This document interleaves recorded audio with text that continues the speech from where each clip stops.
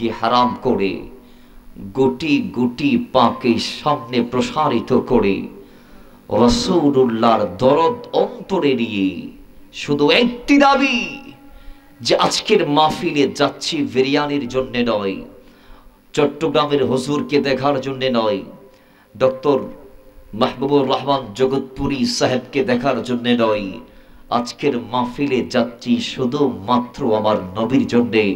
এই দাবি নিয়ে আজকের এই মাহফিলে যাদের কদম পড়েছে, যারা এসেছেন, প্রত্যেককে আবারও ইসলামী সম্ভাষণ তথা সালামি জ্ঞাপন করছি। রহিমানা ওয়া রাহমাকুমুল্লাহ। আসসালামু আলাইকুম ওয়া রাহমাতুল্লাহি তাআলা ওয়া বারাকাতুহু। পাটুলিবাসী কেমন আছেন? এটা আওয়াজ আমি সন্তুষ্ট হচ্ছি না পেয়ে। আমরা সবাই নবীর প্রেমিক, এটাই আমাদের বড় পরিচয়। কথা বলেন ঠিক কি না? আমাদের একটাই বড় পরিচয় দুনিয়া এবং আখিরাতে। সেটা কি? কই আমরা পাটুলিবাসী, এটা আমাদের বড় পরিচয় না। আমরা মাতব্বর বাড়ির মানুষ, এটা আমাদের বড় পরিচয় না। আমরা চৌধুরী বাড়ির মানুষ, এটা আমাদের বড় পরিচয় না। আমরা হবিগঞ্জের ব্যারিস্টার সুমনের আসরের মানুষ, এটা আমাদের বড় পরিচয় না। আমরা সিলেটের শাহজালালের পদধন্য ধুলি বালি মিশ্রিত জায়গা, এই এলাকার মানুষ, এটা আমাদের বড় পরিচয় না। তো আমাদের বড় পরিচয় কি? কয় আমরা বাঙালি। এটা কয় না না না না, আমরা বাঙালি। এটার চেয়ে আমাদের আরো বড় পরিচয় আছে। সেটা কি? কয় সেটার পৃথিবীর জমিনে এক কোথায় বান্দা হিসেবে আল্লাহর এই জমিনে আমরা উম্মতে মুহাম্মাদীদের বড় পরিচয় হচ্ছেন যে আমরা রাসূলুল্লাহর গোলাম। কথা বলেন ঠিক কিনা? আমরা সুন্নি, এটাই আমাদের বড় পরিচয়। এটা শুধু দুনিয়ার দেওয়া পরিচয় নয়, এটা আমাদের ওই পরিচয় যেই পরিচয় নিয়ে আমরা দুনিয়ার জমিনের হায়াতে জিন্দেগি শেষ করে কবরে যাব। সেই কবরেও আমাদের আপনাদেরকে একটা পরিচয় রাখবে, সেটা হচ্ছে বিসমিল্লাহি ওয়া আলা মিল্লাতে রাসূলিল্লাহ। আল্লাহর নামে আমার নবীর মিল্লাতের উপরে। কথা বলেন ঠিক না বেঠিক? তাহলে আমাদের বড় পরিচয় আমরা রাসূলুল্লাহর গোলাম। ঠিক কিনা বলেন? আবার জোরে বলেন ঠিক কিনা? দুনিয়া আখিরাতে আমাদের বড় পরিচয় আমরা রাসূলুল্লাহর ওয়াফাদার গোলাম। কথা ঠিক কিনা? তো নবীজির গোলামদের একটা স্পেশাল খুসুসিয়ত থাকে। রাসূলুল্লাহর জন্য এরা সব কোরবান করতে পারে। কথা ঠিক কিনা? সেটা রাত হোক, সেটা দিন হোক, সেটা মাস হোক, সেটা সপ্তাহ হোক, সেটা বৎসর হোক, সেটা জীবন হোক। ইন্নাল্লাহা আশতারা মিনাল মুমিনিনা আনফুসাহুম ওয়া আমওয়ালাহুম বিআন্না লাহুমুল জান্নাহ। এরা নবীর জন্য জান্নাতের আশায় এরা নিজের সম্পদকে কোরবান করতে পারে। এরা নবীর জন্য জান্নাতের আশায় জীবের নিজের জানকে, নিজের সন্তানের জানকে, নিজের আব্বার জানকে, ইভেন কি নিজের সর্বস্ব সুন্নিরা কোরবান করতে পারে। কথা বলেন ঠিক না বেঠিক? সেখানে এক রাতের ঘুম তো বাজার মামুলি ব্যাপার। কথা ঠিক না বেঠিক? আমি একটু করে মেসেজ দিচ্ছি, রাসূলুল্লাহর জন্য আমরা যে সময় দিচ্ছি, ফাজাইলটা না বোঝালে ওয়াজ শুনে মজা নাই। কথা ঠিক না বেঠিক? সেদিন সিদ্দিক আকবর এবং মওলা ওমর দুইজনকে যখন দুই পাল্লায় রাখবেন, তখন সিদ্দিক আকবর দেখা যাবে তার পাশেই দাঁড়ানোর মতো আল্লাহর এই জমিনে কোনো সাহাবা নাই। কথা বলেন ঠিক না বেঠিক? মওলা ওমর তিনিও কিন্তু আবার কম নয়, যার ব্যাপারে কি কারো আমলনামায় আছে উম্মতের ভেতর? নবীজি বলছেন আছে অবশ্যই। রাসূল তিনি কে? তিনি ওমর। আর জোরে বলেন সুবহানাল্লাহ। এখন আপনি বলছেন হুজুর ছোট্ট ছোট্ট তারা।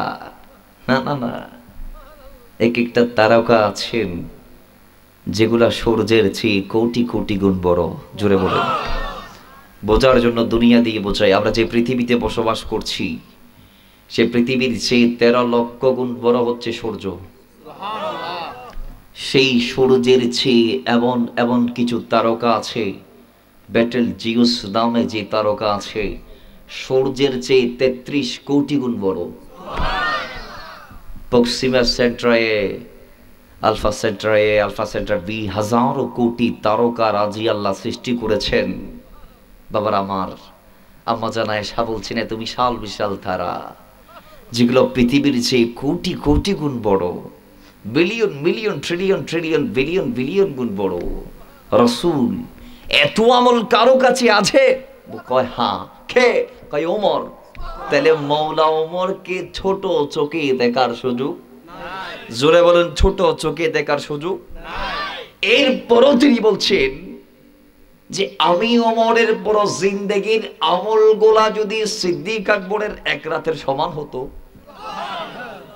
খোঁজ নিয়ে জানা গেল সেই রাত ওই রাত যেই রাত সিদ্দিক আকবর আবার নবীকে দিয়েছে। আরে জিকিরে নবী মে দিন जो गुजरे कि वो दिन सबसे अफजल है,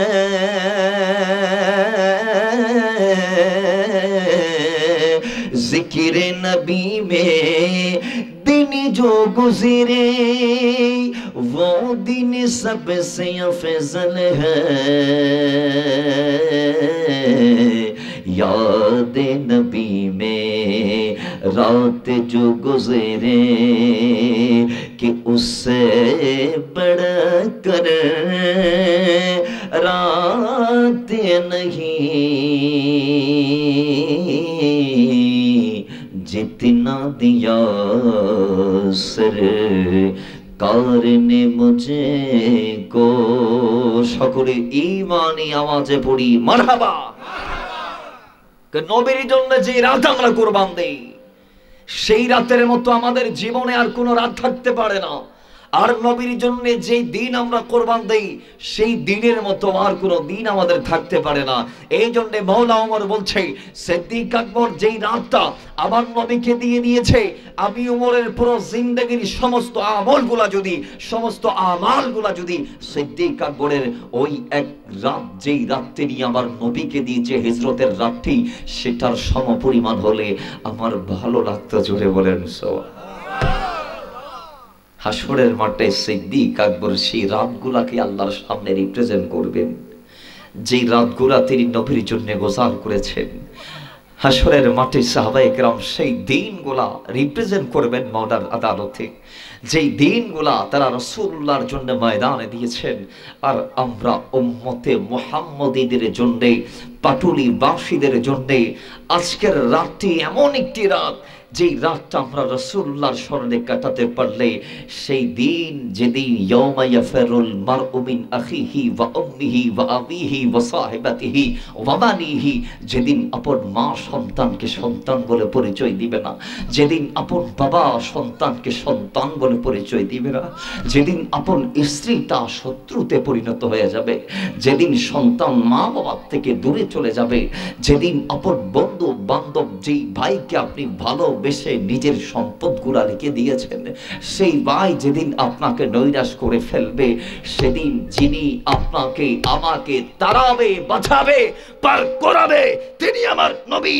আর ওই নবীর আদালতে পেশ করার মতো আমাদের জীবনের রাত হচ্ছেন এই রাত। কথা বলেন, আওয়াজ জোরে বলেন, ঠিক কি না? আল্লাহ আমাদেরকে মাহফিল আসার তৌফিক দান করুন।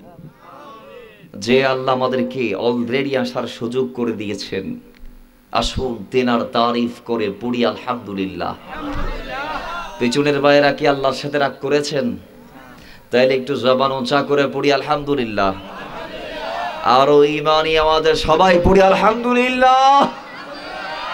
সাথে সাথে দারুদুস সালামের হাদিয়া ওই নবীর পাক স্মরণে যিনি নবীদের নবী, রাসূলদের রাসূল, আকাদের আকা, দাতাদের দাতা আলা হযরত বলছেন ও জো না হো তো কুছ না হো, ও জো না থা তো কুছ না থা, জান হে ও জাহান কে, জান হে ও জাহান হি। কয় তিনি ওই নবী, তিনি না হলে কিছু হতো না, সব হয়েছে তিনার ওসিলায়। সুবহানাল্লাহ পড়বেন আর একটু জোরে বলেন। তিনি ওই নবী যেনার ওসিলায় 4 পারা 2 নং পৃষ্ঠা সূরা আলে ইমরান আয়াত নম্বর 103 আল্লাহ বলছেন ওয়া কুনতুম আলা শাফা হুফরাতিন মিনান নার ফাআনকাদাকুম মিনহা, তোমরা ছিলা জাহান্নামী আর আমার নবী গিয়ে তোমাদেরকে বানাই দিল জান্নাতি। তো জিনার ওসিলায় জাহান্নামী থেকে জান্নাতি হলাম। খেয়াল করেন, অনেকের নবীর কথা ভালো লাগে না, এরা এখানে বেদাতের নাক ঢুকাই দেয়। কথা ঠিক কিনা বলেন না? এরা এখানে কিসের নাক ঢুকিয়ে দেয়? বেদাত। আমরা রাসূলের কথা বললে তারা কয় বেদাত। তা আমাদের চট্টগ্রামের ভাষায় এক লাইন, আরে জলি ফরি সাই ওই জার গয় শয়তানের কোবাল আইসে আইসে যেতে আর বারাই রবিউল আউয়াল। কথা বলেন ঠিক কিনা? কই এই মাস আসলে তাদের জ্বালানি পুরানি বাড়ি যায়। কথা ঠিক কিনা? আপনি দেখেন না এখন সোশ্যাল নেটওয়ার্কের যে সাইটগুলো আছে, ফেসবুক, টুইটার, ভাইবার, ইউটিউব থেকে শুরু করে টিকটক থেকে শুরু করে প্রত্যেকটা প্ল্যাটফর্মে আপনি দেখবেন কুকুরের আনাগোনা, কুকুরের আনাগোনা। এগুলো হচ্ছে অনলাইনের কুকুর। আর কিছু কুকুর আছে অফলাইনের কুকুর, যারা এইরকম স্টেজ করে এই মাসে আমার নবীর বিরুদ্ধে কথা বলছে এবং বলাচ্ছে। কথা বলেন ঠিক কিনা? আর আল্লাহর দরবারে হাজারো শুকর যে তিনি আমাদেরকে নবীর পক্ষে কবুল করেছেন। শুকর আদায় করার দরকার আছে না নাই? যারা মাথায় টুপি দিয়ে নবীর বিরুদ্ধে বলতেছে এরা আমাদের মতোই। আল্লাহ যে আমাদেরকে তাদের মতো করে নাই বা তাদের সাথে নেই নাই, আল্লাহ যে আমাদেরকে তাদের সোহবতে থাকার তৌফিক দিয়েছে যারা নবী রাসূল ওয়ালিদের পক্ষের। আরো জোরে বলবেন না? শুধু এই আপনাকে যে আল্লাহ আহলে সুন্নাত ওয়াল জামাতে কবুল করেছেন, আপনি যে সুন্নি হয়েছেন, এটার শুকর কিয়ামত পর্যন্ত আদায় করলেও আদায় হবে না। এটা আপনার যোগ্যতা নয়। আপনি সুন্নি, এটা আপনার যোগ্যতা নয়। আল্লাহর কসম, আপনি সুন্নি, এটা আপনার যোগ্যতা নয়। এটা আল্লাহর রহমত আপনার উপর, এটা আমার নবীজির দয়া আপনার উপর। কারণ আমি যদি মুসলিম শরীফের হাদিসগুলা বলি, মিশকাত শরীফের হাদিসগুলা বলি, অনেক লম্বা হয়ে যাবে। এগুলো আল্লাহ আমাদেরকে বানার পরেই ফয়সালা দিয়েছে কে জান্নাতি কে জাহান্নামী। তো আল্লাহ যে আপনাকে জান্নাতি দল ফিরকায়ে নাজিয়া, রাসূল সাল্লাল্লাহু আলাইহি ওয়াসাল্লাম বলেছেন ইন্না বানি ইসরাঈলা তাফাররাকাত আলা 72 মিল্লা সাতাফতারিকু উম্মতি আলা 73 মিল্লা কুল্লুহুম ফিন নার ইল্লা মিল্লাতান ওয়াহিদা। قالوا من هي يا رسول الله قال ما انا عليه واصحابي। নবীজি বলেছেন বনি ইসরাইল 72 দল হয়েছে, আমার উম্মত 73 দল হবে, সবাই জাহান্নামে যাবে ইল্লা মিল্লাতা ওয়াহিদা। এই একটি মাত্র দল ছাড়া, একটি মাত্র দল ছাড়া, একমাত্র দলের কথা যখন রাসূল বললেন, সাহাবাগণ পাগল পারা হয়ে গেলেন, জানতে চাইলেন, আরজি দিলেন, দাবি দিলেন। তারা বলতে লাগলেন ক্বালু মান হিয়া ইয়া রাসূলুল্লাহ, নবী যেই দল জান্নাতে যাবে সেই দল কোন দল আমরা জানতে চাই। নবীজি বললেন ক্বালা মা আনা আলাইহি ওয়া আসহাবি, সেই দল ওই দল যেই দলে আমি রাসূল আছি আর তোমরা সাহাবারা আছো। জোরে বলেন সুবহানাল্লাহ। এজন্য আমরা নবী এবং সাহাবীর পক্ষের মানুষ। এই যে আপনি ফিরকায়ে নাজিয়াতে আছেন, আল্লাহ যে আপনাকে সুন্নি বানিয়েছে, এটার শুকর বা কিয়ামত আদায় করলেও আদায় হবে না। আল্লাহ সুন্নি হয়ে কবরে যাওয়ার তৌফিক দান করুন। দুনিয়াতে আবু জাহাল, লাহাব, উতবা, সাইবা এরাও এসেছে, সিদ্দিক আকবর গণ এসেছেন। উতবা সাইবাদের মতো হাজার বছর হায়াত গুজার করে কোনো লাভ নাই। নমরুদ, ফেরাউন, হামানদের মতো, কারুনদের মতো কোটি বছর হায়াত গুজার করে কোনো লাভ নাই। বু জাহাল, লাহাবদের মতো লক্ষ বছর দুনিয়াতে হায়াত কাটিয়ে লাভ নাই।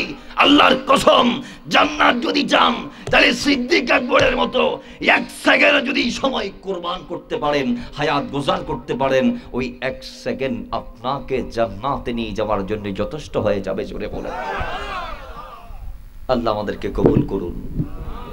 তো যেই নবীর ওসিলায় আমরা জাহান্নামী থেকে জান্নাতি হয়েছি, তিনার পাক চরণে দরুদ ও সালামের হাদিয়া পাঠাই। পড়ি দরুদ সাল্লাল্লাহু আলাল হাবিব সাল্লাল্লাহু তাআলা আলাইহি ওয়াসাল্লাম। বাবা আমার, তারই সাথে সাথে সময় খুব সংক্ষেপ, আমি আলোচনা করব বিষয় ভিত্তিক। আমাকে দুটো বিষয় দেয়া হয়েছে, রাসূল সাল্লাল্লাহু আলাইহি ওয়াসাল্লামের জীবন আদর্শ এবং নামাজ। জোরে বলেন সুবহানাল্লাহ। আমি অত্যন্ত অল্প সময়ে ধারাবাহিক বয়ানগুলা করার চেষ্টা করব। আল্লাহ আমাদেরকে লোফে নেয়ার তৌফিক দান করুন। কোরআন সুন্নাহর কথা শুনলে লাভ আছে না নাই? মানলে লাভ আছে না নাই? সাহাবায়ে কেরাম শুনেছেন আমার নবীর কথা। রাসূল সাল্লাল্লাহু আলাইহি ওয়াসাল্লাম দারি আরকামে বসে, হযরত আরকাম রাদিয়াল্লাহু তাআলার ঘরে বসে আল্লাহর নবী মাইক ছাড়া কথা বলতো, সাহাবায়ে কেরামরা নিচে বসে শুনতো। নবীজির কথা শুনে তারা জীবন পরিবর্তন করেছে। আর আজকের সমাজে সেটা একটু আপডেট হয়েছে। সেই সময় এত জনসমাগম ছিল না, কিন্তু আজকে উম্মতে মুহাম্মদের সংখ্যা বেড়েছে। আর তাদের জীবন পরিবর্তনের জন্য সেই দারে আর কামের মাহফিল আজ পর্যন্ত চালু রয়েছে। মিলাদুন নবীর ব্যানার থেকে কথা বলেন, ঠিক না বেঠিক? শুধু ব্যবধান একটি, সেই সময় মাইক ছিল না, এই সময় মাইক আছে। সুবহানাল্লাহ পড়বেন না? এটা যায়েদ, এটা হযরতে আরকাম রাদিয়াল্লাহু আনহু ঘর থেকে আল্লাহর নবী সূচনা করেছিলেন। এটা আজ অবধি চলছে, কিয়ামত পর্যন্ত চলবে। আল্লাহ আমাদের কবুল করুন।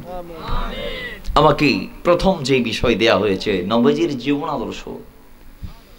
দুনিয়াতে আমরা যারা উম্মতে মুহাম্মদী আছি, আমাদের জন্য আল্লাহ পাক সুবহানাহু ওয়া তাআলা আমাদের জিন্দেগিটাকে কেমনে কাটাইতে পারি, আমরা কোন পথে পা বাড়াবো, আমাদের হায়াতকে আমরা কিভাবে গুজার করব, এই ব্যাপারে আল্লাহ পাক সুবহানাহু ওয়া তাআলা সূরা আহজাব শরীফের 21 নং আয়াতে আমাদেরকে চূড়ান্তভাবে জানিয়ে দিয়েছেন। জোরে বলেন সুবহানাল্লাহ। বাবারা আমার, আল্লাহ পাক সুবহানাহু ওয়া তাআলা কুরআনুল কারীমের মধ্যে বলছেন, সূরা আহজাব শরীফের 21 নং আয়াত, বিসমিল্লাহির রহমানির রহিম, লাকাদ কানা লাকুম ফি রাসূলিল্লাহি উসওয়াতুন হাসানাহ। জোরে বলি আল্লাহু আকবার। আল্লাহ পাক বলছে, হাবিব আমার, ও নবী, আপনার জীবন কেমন জীবন জানেননি? ওয়া ইন্নাকা আলা খুলুকিন আযীম। এই জীবন এমন একটি জীবন, ইয়া রাসূলুল্লাহ, আপনার জীবনে আমি আল্লাহ একটা কালো রেখাও রাখি নাই, একটা কালিমাও রাখি নাই। ইয়া রাসূলুল্লাহ, আপনি মদিনাওয়ালা নবীর জীবনটা এমন একটি জীবন, যেই জীবন হচ্ছে উসওয়ায়ে হাসানাহ, যেই জীবন হচ্ছে খুলুকে আযীম। আজিম শব্দটি আমি আল্লাহ কোরআনুল কারীমে আমার জন্য ব্যবহার করেছি, ইয়া রাসূলুল্লাহ। আর ওই আজিম শব্দটি আপনি নবীর চরিত্রের মহানুভবতা, আপনি নবীর চরিত্রের আজিমত বোঝার জন্য আমি আল্লাহ পবিত্র কোরআন শরীফে আপনার চরিত্রের শানে নাজিল করেছি। জোরে বলেন, যে আল্লাহ আজিম। রুকুর মধ্যে গেলে আমরা যাকে সুবহানা রাব্বিয়াল আযীম বলে ডাকি, ঠিক কি না? ব্রাহ্মণবাড়িয়ায়, হবিগঞ্জে, মাধবপুরে, পাটুলিতে কি ভিন্ন তাসবিহ পড়ি নাকি সুবহানা রাব্বিয়াল আযীম পড়ি? বলেন বলেন, সুবহানা রাব্বিয়াল আযীম কে? জোরে বলেন, আযীম কে? মহান কে? আর জোরে বলুন, মহান কে? রুকুতে সেই আল্লাহর পবিত্রতা, সেই মহান রবের আমরা আযীম রবের পবিত্রতা বর্ণনা করি। আল্লাহ বলছেন, আমি আল্লাহ যে আযীম শব্দটি আমার নামে ব্যবহার করি, সেই আযীম শব্দ আমি আমার নবীজির চরিত্রের শানে ব্যবহার করেছি। কোরআন গুলো দেখো, আমি আল্লাহ বলেছি, ওয়া ইন্নাকা লাআলা খুলুকিন আযীম, আমার নবীর চরিত্র হচ্ছে মহান চরিত্র। জোরে বলেন সুবহানাল্লাহ। আমার নবীর খালক এটা আযীম, আমার নবীর সিরাত এটাও আযীম, আমার নবীর সিফাত এটাও আযীম, আমার নবীর আখলাক এটাও আযীম, আমার নবীও আযীম। আমার নবীকে আল্লাহ যা দিয়েছে সবগুলো আযীম। আমার নবীর কদমে কোরআন এসেছে, সেটাও হয়ে গিয়েছে আযীম। আমরা উম্মতে মুহাম্মদীরা নবীর সাথে লাগার কারণে আমরাও হয়ে গেলাম আযীম। জোরে বলেন, আমরা কেমন আযীম? কই আল্লাহ সুবহানাহু ওয়া তাআলা এই জমিনে যত উম্মত পাঠিয়েছি, প্রত্যেক উম্মতের মধ্যে আমাদের দামকে আল্লাহ আলাদাভাবে তুলে ধরেছেন। কুনতুম খায়রা উম্মাতিন বলে আমাদেরকে আল্লাহ সবার ঊর্ধ্বে স্থান দিয়েছেন, এবং কিয়ামত দিবসে লক্ষ লক্ষ নবীর উম্মতের সামনে আল্লাহ আমাদেরকে কেমন সম্মান দিবেন জানেননি? আল্লাহ নবী রাহমাতাল লিল আলামিন বলেছেন যে কিয়ামতের মাঠে আমার উম্মতরা যতক্ষণ জান্নাতে যাবে না, ওয়া হুররিমাত আলাল উমাম হাত্তা তাদখুলাহা উম্মতি, যতক্ষণ আমি নবীর উম্মতরা জান্নাতে যাবে না ততক্ষণ কোন নবীর উম্মতরা জান্নাতে যাওয়ার সুযোগ পাবে না। জোরে বলেন সুবহানাল্লাহ। তাহলে আমাদের দাম কম না বেশি? তা আল্লাহ পাক সুবহানাহু ওয়া তাআলা ওই নবীর চরিত্রের ব্যাপারে বলছেন, ওয়া ইন্নাকা আলা খুলুকিন আযীম, আযীম চরিত্র যার তিনি আমার নবী, আযীম চরিত্র যার ভেতর আছে তিনি আমার নবী। তো আল্লাহ এবার গোটা দুনিয়াবাসীকে কিয়ামতের আত্মকদের আসবেন, যারা এসেছেন, যারা এসে গেছেন, যারা আসতেই থাকবেন, প্রত্যেকের জন্য আল্লাহ মেসেজ দিচ্ছেন, ও দুনিয়ার মানুষ, দুনিয়াতে যদি কাউকে জানতে হয়, কাউকে মানতে হয়, কারো অনুসরণ করতে হয়, তাহলে বাইরে কারো কাছে যাওয়ার দরকার নাই। আমি তোমাদের জন্য একজনকে প্রেরণ করেছি। তিনি কে? তিনি হচ্ছে আমার মদিনাওয়ালা নবী। ওই নবীর ব্যাপারে আল্লাহ বলছেন, লাকাদ কানা লাকুম ফি রাসূলিল্লাহি উসওয়াতুন হাসানা, যে ওই নবীর জীবন আদর্শকে আমি তোমাদের জন্য মডেল বানিয়েছি। জুড়ে বলেন সুবহানাল্লাহ। যদি মানতে হয় আমার নবীকে মানো, যদি জানতে হয় নবীর জীবন সম্পর্কে জানো, যদি চলতে হয় আমার নবী যেমনে বলেছে তেমনে চলো, যদি শুনতে হয় আমার নবী যা যা শুনতে বলেছেন তা তা শোনো, যদি বলতে হয় আমার নবী যা যা বলতে বলেছেন তা তা বলো। এক কথায় দুনিয়াদারি যদি করতে চান আমার নবী যেমনে যেমনে বলেছেন তেমনে তেমনে করতে হবে। এর কমও করার সুযোগ নাই, বেশিও করার সুযোগ নাই।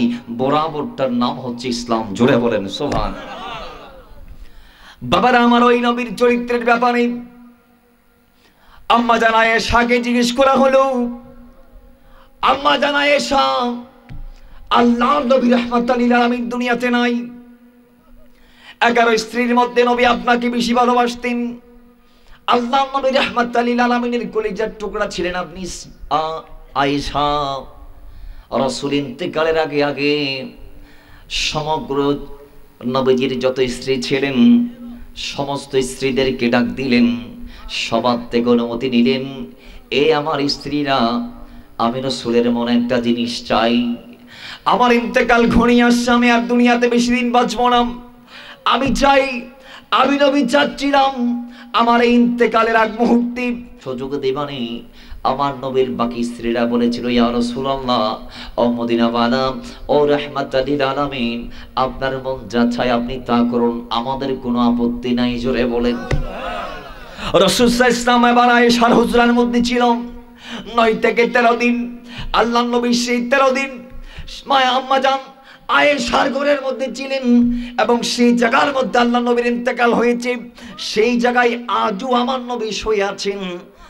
সবজি গম্বুজের নিচে যেই জায়গা, সেটাই ছিল আম্মা জান আয়েশার হুজরা মুবারক। আল্লাহর নবীর স্ত্রীদের আপন আপন হুজরা ছিল, আলাদা আলাদা কামরা ছিল। রাসূল সাল্লাল্লাহু আলাইহি ওয়াসাল্লামের নূরানী রওজা মুবারক এখনো যেই জায়গার মধ্যে আছে, এটাই হচ্ছে আম্মা জান আয়েশার হুজরা মুবারক। জুড়ে বলেন।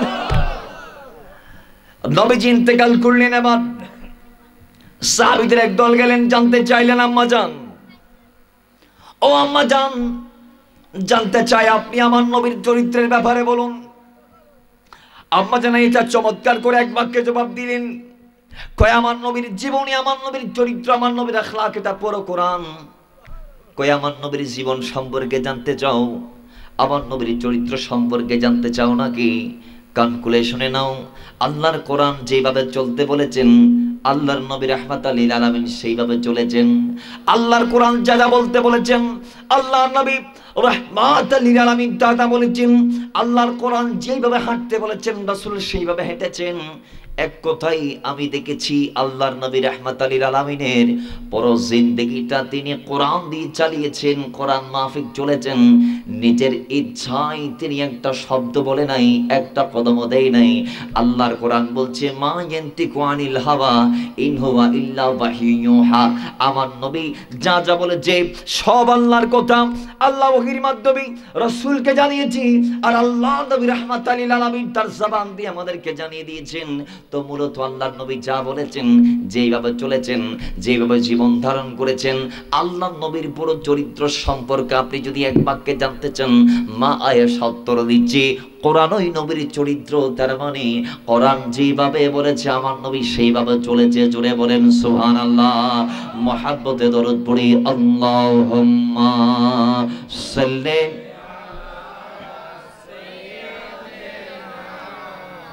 মাওলানা মুহাম্মাদ ওয়া আলা আলি সাইয়্যিদিনা। ও গো আমার নূরের নবী, তোমার দিদারের আশায় আছি। ও গো আমার জানের নবী, আরে আপনার দিদারের আশায় আছি। জন্ম আমার বাংলাদেশে, জন্ম আমার পাটুলিতে, রাখছো গো আমায় পাগল করে। রাসূল তোমায় ভালোবাসি, মনোহৃদয় ও জানে করি। বুকের মাঝে জ্বালায় আমার, দূর হবে তো মার দিদারে, দূর হবে তো মার দিদারে। আল্লাহুম্মা সাল্লি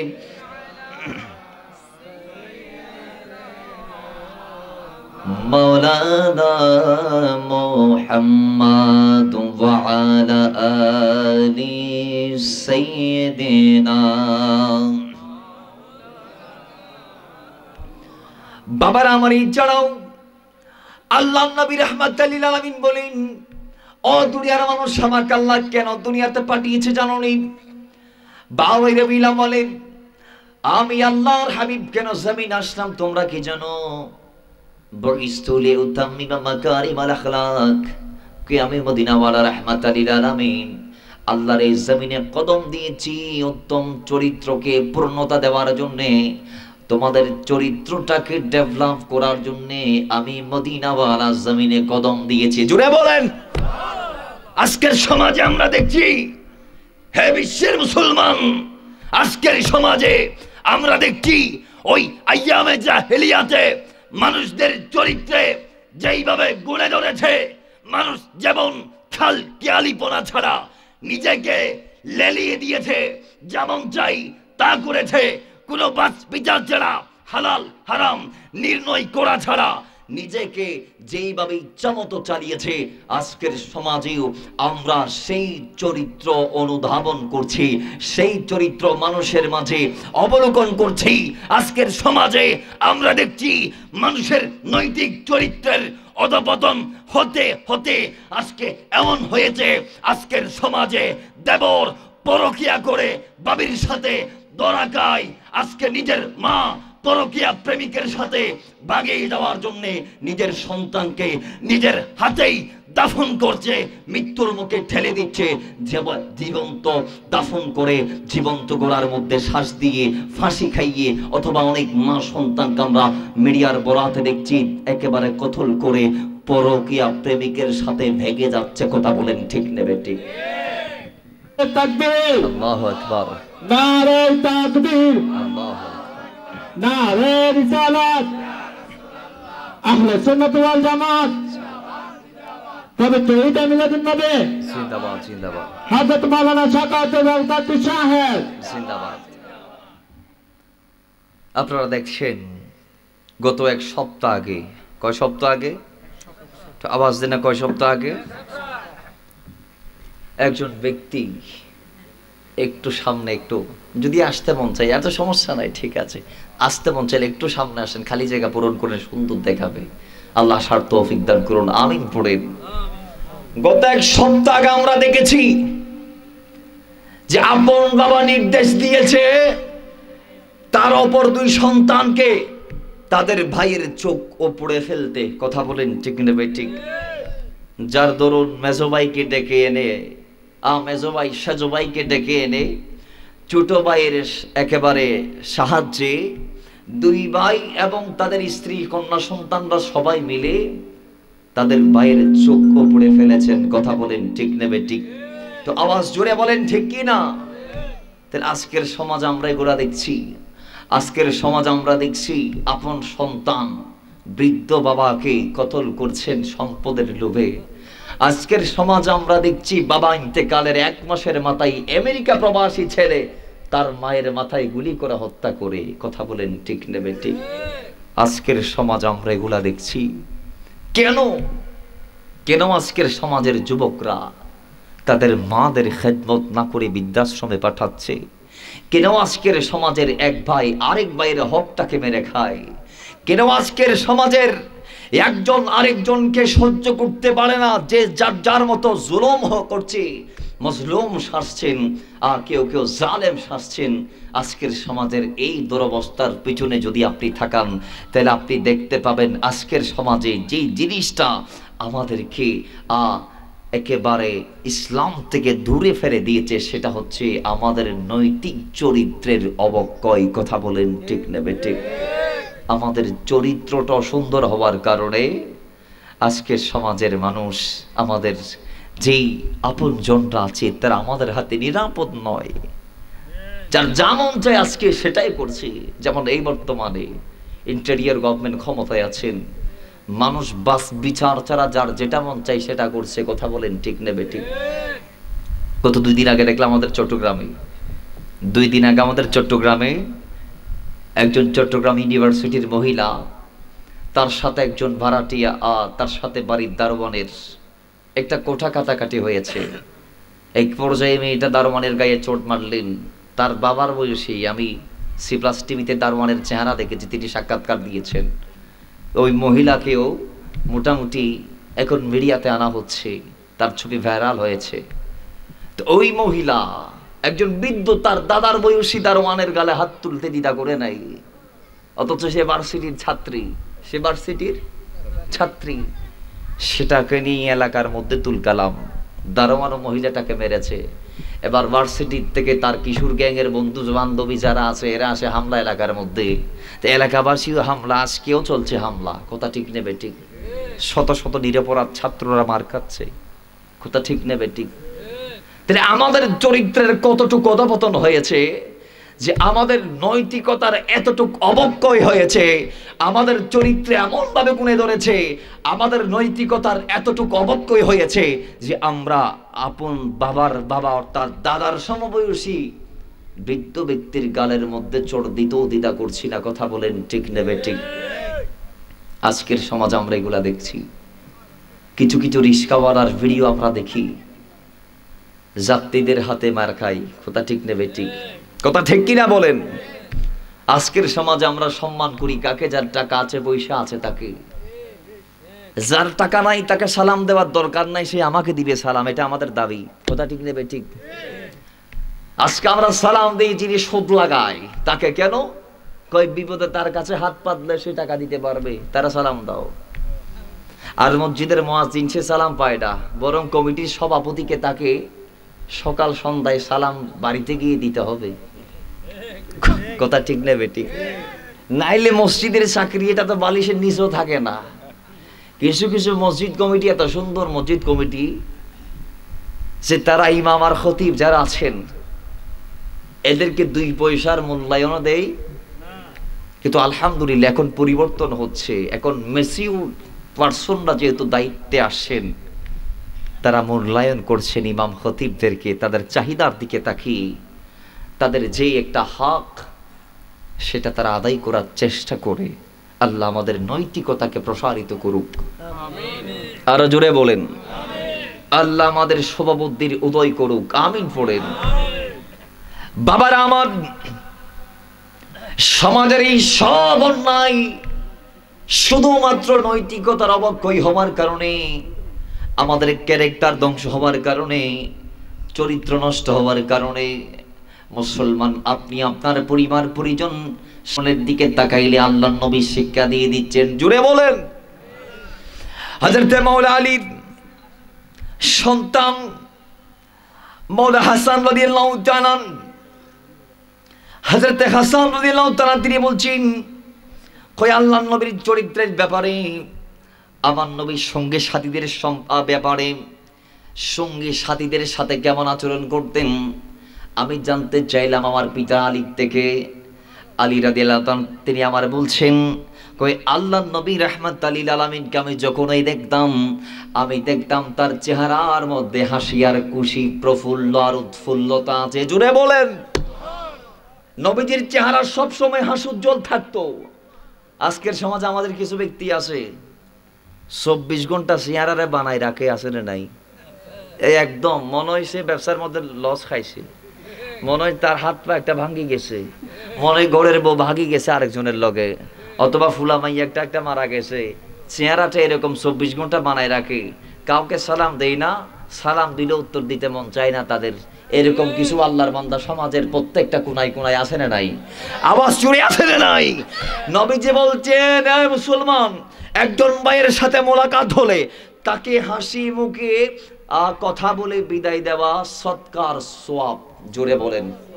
তার মানে আল্লাহর রাস্তায় দান করলে যে সওয়াব, একজন ইমানদারের সাথে দেখা হওয়ার পরে হাসি মুখে তার সাথে কথা বলে বিদায় দেওয়াটা ওই রকম সওয়াব।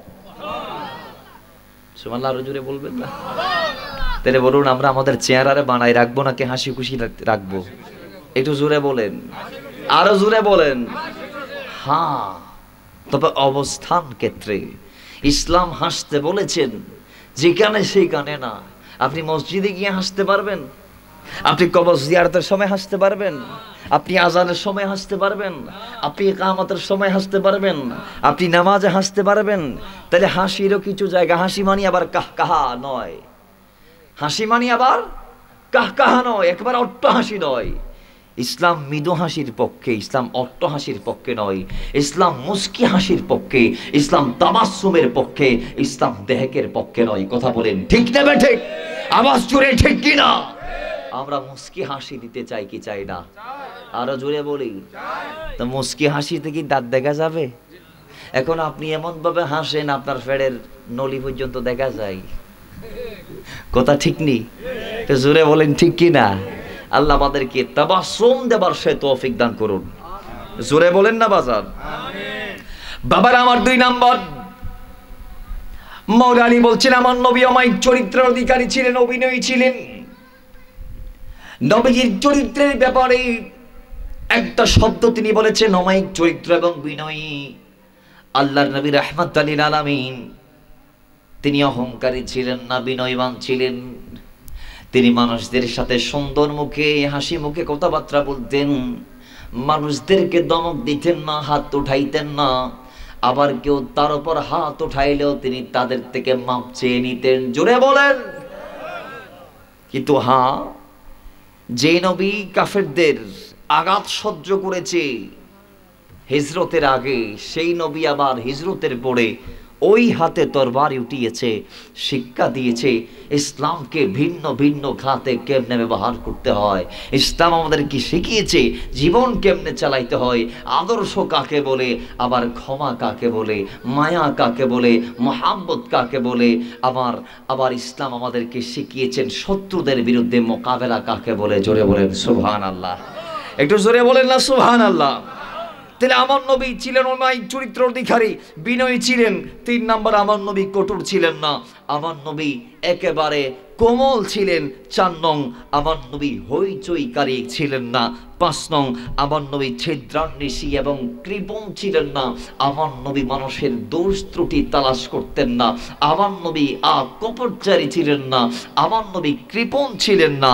এরপরে আমার নবীর কদমে যখন কেউ আসতো, কোনো সাইল আসতো, আল্লাহর কোরআন বলছে, ওয়া আম্মা সাইলা ফালা তানহার। আমার নবীর কদমে কেউ গিয়ে কোনোদিন খালি হাতে ফেরেনি, আমার নবী তাদের হাতকে ভরিয়ে দিয়েছেন। জোরে বলেন সুবহানাল্লাহ। তাহলে আমার নবী সাইলদেরকে নিরাশ করেন নাই। এরপরে নবীজি নিজের জন্য 3টা অভ্যাস পরিত্যাগ করেছেন। প্রথমত রিয়া, যেটা মানুষদেরকে দেখানোর জন্য আমরা করি। আল্লাহর হাবিব সাল্লাল্লাহু আলাইহি ওয়াসাল্লাম জীবনের কোনো কাজ মানুষকে খুশি করার জন্য করে নাই। সুবহানাল্লাহ জুড়ে বলেন। অথচ আমরা আমাদের সবগুলা তেরিয়া ঢুকিয়ে দিয়েছি, আমরা সবগুলা মানুষের খুশির জন্য করি। আমরা স্ত্রীকে মহব্বত করিয়ে শাশুড়ির থেকে বাহবা পাওয়ার জন্য, কথা ঠিক নেবে ঠিক। আমরা মুরব্বীদেরকে সালাম দেই আমাদেরকে ভালো বলার জন্য। আমরা দান করি লোকে আমাদেরকে দানবীর বলার জন্যে। আমরা হজ করি লোকে আমাদেরকে হাজি বলার জন্যে। আমরা সুন্দরভাবে কথা বলি মানুষ আমাদেরকে সুমিষ্টভাষী বলার জন্যে। তাহলে আমাদের ম্যাক্সিমাম প্রায় আমল এখন রিয়া চলে এসেছে, কিন্তু আল্লাহর হাবিবের কোনো আমাল রিয়া ছিল না। আল্লাহর হাবিব যা করেছেন সব আল্লাহর জন্য করেছেন। জোরে বলেন সুবহানাল্লাহ। বাবার আমার 2 নাম্বার, আল্লাহ নবী কখনো অতিরঞ্জন করে নাই। 3 নাম্বার, আল্লাহ নবী তরক করেছিলেন অনর্থক কার্যকলাপ। আমরা হেলাই দুলাই অনেক কিছু করে থাকি, আল্লাহ নবী রাহমাতাল লিল আলামিন এগুলা করে নাই, নিজের জন্য তিনি পরিত্যাগ করেছেন। এবং মানুষের জন্য আল্লাহ নবী 3টা জিনিস পরিত্যাগ করেছেন, তন্মধ্যে তিনি কখনো কারো নিন্দা করতেন না। জোরে বলেন। আজকে আমরা সমাজের মোড়ে মোড়ে দাঁড়িয়ে, রাস্তার কোনায় কোনায় দাঁড়িয়ে বাপ ছেলের বিরুদ্ধে বলি, ছেলে বাপের বিরুদ্ধে বলি, স্বামী স্ত্রীর বিরুদ্ধে বলি, স্ত্রী স্বামীর বিরুদ্ধে বলি, ইমাম সাহেবের বিরুদ্ধে মুয়াজ্জিন সাহেব বলা বলি করে মসজিদে, মুসল্লিগণ খতিবের বিরুদ্ধে বলে, খতিব মুসল্লির বিরুদ্ধে বলে, একজন আরেকজনের বিরুদ্ধে আমরা পরনিন্দা পরচর্চা করি, গীবত করি। আর আল্লাহর নবী রাহমাতাল লিল আলামিন এমন একটি নূরের জাত ছিল, যেই নবীর 63 বছর জিন্দেগিতে আল্লাহর হাবিব সাল্লাল্লাহু তাআলা আলাইহি ওয়াসাল্লাম কখনো কারো নিন্দা করেন নাই। জুড়ে বলেন। 2 নম্বর, আল্লাহর নবী কাউকে দোষারোপ করতেন না। তুমি এটা কেন করেছো নবী জিজ্ঞেস করতেন না। আল্লাহর নবী কাউকে কারো ঘাড়ে দোষ চাপাই দিতেন না। নবীজি মানুষদেরকে দোষারোপ করতেন না। 3 নম্বর, সওয়াবের প্রত্যাশা ব্যতীত আল্লাহর নবী কিছু করতেন না। রাসূল যেটাই করতেন সেটাই সওয়াবের নিয়তে করতেন। আল্লাহর নবী সাল্লাল্লাহু আলাইহি ওয়াসাল্লাম যেটা করতেন কল্যাণের জন্য করতেন। আল্লাহর নবী যা করতেন খায়রের জন্য করতেন। ও দুনিয়ার মুসলমান, শুধু তা নয়, আল্লাহর হাবিব সাল্লাল্লাহু আলাইহি ওয়াসাল্লাম যখন দুনিয়ার জমিনে সাহাবাদেরকে নিয়ে কথা বলতেন, সাহাবায়ে কেরামরা আল্লাহ নবী রাহমাতাল লিল আলামিনের কথা কান পেতে এমন ভাবে শুনতো যে তাদের মাথার উপর পাখি বসে আছেন। জোরে বলেন সুবহানাল্লাহ। যে তাদের মাথার উপর তাদের পালিত পাখি যেমনে বসে থাকলে মালিক যেমনে একেবারে চুপচাপ দাঁড়িয়ে থাকে, কই আমার নবী রাহমাতাল লিল আলামিন যখন কথা বলতো তখন সাহাবায়ে কেরামরা এমন ভাবে শুনে থাকতো, এমন ভাবে দাঁড়িয়ে থাকতো, এমন ভাবে স্থবির হয়ে যাইতো, এমন ভাবে নীরব হয়ে যাইতো যে আল্লাহর নবী বলছে, সাহাবায়ে কেরাম শুনছেন, কোনো শব্দ নাই, কোনো নড়াচড়া নাই, কোনো হইচই নাই, কোনো হই হুল্লা নাই। আমার নবী বলতে আছে, সাহাবায়ে কেরাম শুনতেই আছে। জোরে বলেন সুবহানাল্লাহ। তাইলে রাসূল বলতে আছে, সাহাবাগণ শুনতে আছে, কোন শব্দ, জোরে বলেন কোন শব্দ। এবং কয় আমার নবী যখন বলতেন, আমার নবীর আওয়াজের উপর আওয়াজকে কেউ উঁচা করতেন না। সুবহানাল্লাহ। এবং নবীজির সামনে কখনো সাহাবায়ে কেরামরা ঝগড়া জাতিতে লিপ্ত হয় নাই। সুবহানাল্লাহ পড়বেন না। আর আমার নবীও কখনো কারোর সাথে ঝগড়া করে নাই। আমার নবীর জীবনের দিকে আপনি তাকাইলে আপনি অবাক হয়ে যাবেন। তিনি একজন নবী হয়ে, তিনি একজন রাসূল হয়ে, তিনি একজন উলুল আযম পয়গম্বরদের অন্যতম হয়ে, তিনি সমস্ত নবীদের নবী এবং সমস্ত রাসূলের রাসূল হয়ে, তিনি এমন একজন নবী যিনি বলেছেন, আমি যদি চাই যে মক্কা মদিনার পাহাড়গুলা, উহুদ পাহাড়টা, বদরের পাহাড়টা, মক্কা এবং মদিনার বড় বড় পর্বতগুলা স্বর্ণে রূপান্তর হয়ে যাক, স্বর্ণে পরিণত হয়ে যাক, কয় আল্লাহ করে দিবে। আমি চাইতে দেরি আল্লাহ এই পাহাড়গুলাকে স্বর্ণে রূপান্তর করে দিবে। কিন্তু এত ক্ষমতা থাকার পরও, এত বাহাদুরি আল্লাহ রসুলকে দেওয়ার পরও আল্লাহ নবী মানুষদেরকে সেই বাহাদুরি প্রদর্শন করেন নাই, বরং মানুষদেরকে দয়ার প্রদর্শন করিয়েছেন, মানুষদেরকে ক্ষমা ক্ষমা প্রদর্শন করিয়েছেন আল্লাহ নবী রাহমাতাল লিল আলামিন সাল্লাল্লাহু আলাইহি ওয়াসাল্লাম। তিনি যখন বদরের ময়দান থেকে উহুদের ময়দানে গেলেন, সেখানে গিয়ে নিজের দাঁতটাও যখন শহীদ করা হলো, কাফেরগণ যখন আল্লাহর হাবিবের দন্দন মোবারককে শহীদ করে দিলেন, তখন জিবরাইল আমিন এসে যখন বলে, ইয়া রাসূলুল্লাহ, ও মদিনাওয়ালা নবী, একবার যদি আপনি আমাকে অনুমতি দেন, আমি তাদেরকে জেল করে দিব, উহুদ পাহাড় তাদের মাথার উপর উঠাই দিব, তারা হালাক হয়ে যাবে, তারা ধ্বংস হয়ে যাবে। রাসূল, আপনি অনুমতি দেন। তখন আল্লাহর হাবিব সাল্লাল্লাহু তাআলা আলাইহি ওয়াসাল্লাম বলছেন যে, হে জিবরাইল, আমি তাদেরকে বদদুয়া দেওয়ার জন্য আসি নাই, তাদের ধ্বংসের জন্য আসি নাই। আল্লাহ তো দুনিয়াতে আমাকে পাঠিয়েছে রহমত হিসেবে, তো আমি রাহমাতাল লিল আলামিন তাদের জন্য দোয়া করছি, আল্লাহুম্মা হদি কওমি ফাইন্নাহুম লা ইয়ালামুন। আল্লাহ, আমার কওম আমাকে চিনে নাই, তুমি তাদেরকে আমি নবীকে চেনার মতো সেই কওয়ত দান করো, সেই ক্ষমতা দান করো। জুড়ে বলেন সুবহান। তাহলে আমার নবী সেটা প্রদর্শন করেছেন কেমন? কই মক্কার জমিন থেকে রাসূল মদিনায় একবার চলে এসেছিলেন জানকে হাতে নিয়ে, প্রাণপণ দৌড়ে দৌড়ে সিদ্দিক আকবরকে সাথে নিয়ে সেই হিজরতের রাতে আল্লাহর হাবিব সাল্লাল্লাহু তাআলা আলাইহি ওয়াসাল্লাম ছুটে এসেছিলেন এই রবিউল আউয়াল মাসে। জোরে বলেন রাসূলুল্লাহর আগমন এই রবিউল আউয়ালে, আমার নবীর হিজরত এই রবিউল আউয়ালে, আমার নবীর নবুয়ত এই রবিউল আউয়ালে, আমার নবীর জাহেরি ইন্তেকাল হায়াতে জিন্দেগি থেকে পরকালে গমন এই রবিউল আউয়ালে। জোরে বলেন বাবারা আমার, ওই মদিনাওয়ালাকে মক্কাবাসী বের করে দিয়েছিল, কিন্তু পরবর্তীতে আল্লাহর নবী রাহমাতাল লিল আলামিন শাফিউল মুযনিবিন একবার মক্কার জমিনে এবার আল্লাহর নবী তার সাহাবায়ে কেরামদেরকে নিয়ে গেলেন, রাহমাতাল লিল আলামিন মক্কা বিজয় করলেন রক্তপাত ছাড়া। সেদিন মক্কাবাসীরা ভেবেছে আল্লাহর নবী রাহমাতাল লিল আলামিনকে আমরা এই মক্কার থেকে বের করে দিয়েছিলাম, আজকে নবী সেই মক্কা দখল করে নিয়েছে, আজকে আমাদের অস্তিত্ব বিলীন হয়ে যাবে, আমরা জমিন আর থাকতে পারবো না, আমাদেরকে রাসূল হত্যা করবে, আল্লাহর নবী আজকে আমাদেরকে ছাড়বে না, হয়তো আমাদের সাথে সাথে আমাদের নিরপরাধ মা বোনদেরকেও হত্যা করবে, হয়তো আমাদের সন্তানদেরকেও নবী ছাড়বে না।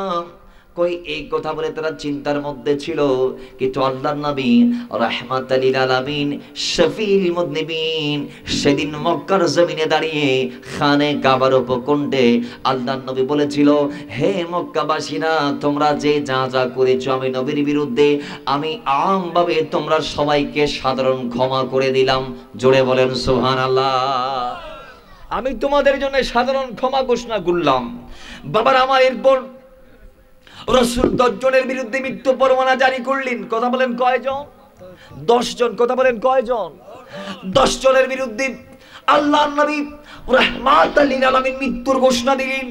তন্মধ্যে 3 জন ব্যক্তি হযরত ওয়াহশী, হযরত ইকরামা বিন আবু জাহাল এবং হিন্দ, এই 3 জন রাসূলের কদমে রাতের বেলা গেলেন, মুখ চোখ ঢেকে ফেললেন, বোরকা পরিহিত অবস্থায় দয়াল নবী রাহমাতাল লিল আলামিন যখন সেখানে গেলেন, আল্লাহর নবী রাহমাতাল লিল আলামিনের কদমে, আল্লাহর নবীর কদমে হিন্দা, ইকরামা বিন আবু জাহাল এবং ওয়াহশী 3 জন যাওয়ার পরে মুখ ডেকে চোখ ডেকে বলে, ইয়া রাসূলুল্লাহ, ও নবী, ও রাহমাতাল লিল আলামিন, আপনি হিন্দার বিরুদ্ধে মৃত্যু পরোয়ানা জারি করলেন, আপনি গ্রামার বিরুদ্ধে মৃত্যু পরোয়ানা জারি করলেন, আপনি ওয়াহশীর বিরুদ্ধে মৃত্যু পরোয়ানা জারি করে দিলেন। ইয়া রাসূলুল্লাহ, ওয়াহশী যদি এসে আপনি নবীর কদমে ক্ষমা চাই, আপনি কি তাকে মাফ করবেন নি? ইকরামা বিন আবু জাহাল যদি আপনি মদিনাওয়ালা নবীর কদমে এসে মাফ চাই, আপনি কি তারে মাফ করবেন নি? ইয়া রাসূলুল্লাহ, ও নবী, হিন্দা যদি আপনার কদমে এসে মাফ চাই, আপনি কি তারে মাফ করবেন নি? আল্লাহর নবী রাহমাতাল লিল আলামিন বলে, হিন্দা আমার চাচা হযরত আমির হামজার সেই হৃৎপিণ্ড কলিজা চিবিয়ে চিবিয়ে কে চাপন দাঁত দিয়ে সেই ওয়াহশী আমার নবীর আপন চাচাকে নিজের হাতে 70 মতান্তরে 700 টুকরা করার পরেও আল্লাহ নবী রাহমাতাল লিল আলামিন বলছেন যে তারা